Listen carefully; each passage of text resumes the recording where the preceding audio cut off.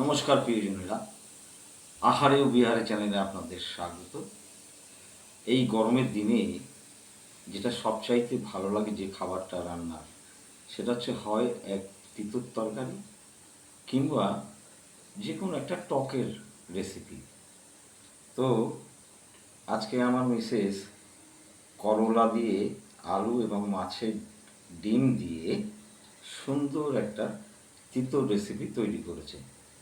তো আমি বলবো মিসেসকে যে এই তরকারিটা আমার পাতে পরিবেশন করতে এবং কি কি উপকরণ দিয়ে এই রেসিপিটা তৈরি হয়েছে সেটা আপনাদের জানাতে একটু দাও, পরিবেশন করো।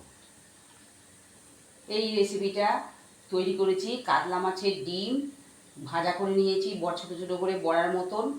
আর করলা আলু লম্বা লম্বা করে কেটে নিয়েছি। কড়াইতে তেল দিয়ে ডিমগুলো ভেজে নিয়েছি, আর ওগুলো ভেজে তুলে তারপরে করলা আলু ভাজা করে তুলে নিয়েছি। ওই তেলে পেঁয়াজ কালো জিরে ফোড়ন দিয়েছি।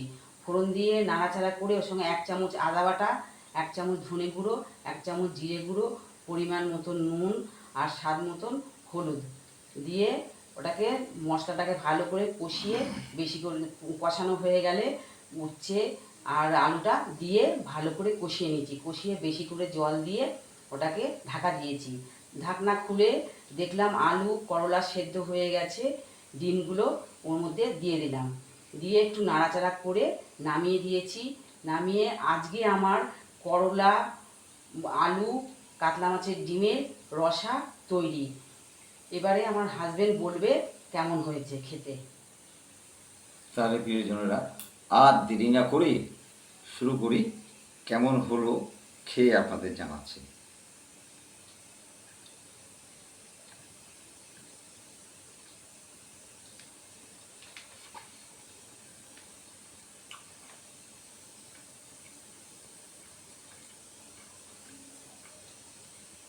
আহা, অপূর্ব! এটা আপনারা অবশ্যই বাড়িতে ঠিক এভাবে তৈরি করে দেখবেন আর আমাদেরকে খেয়ে জানাবেন কেমন হয়েছে। আমার কাছে তো লাজবাব হয়েছে। তাহলে আজকে এই পর্যন্তই। খুব শীঘ্রই নিয়ে আসছি নতুন কোনো রেসিপি। নমস্কার।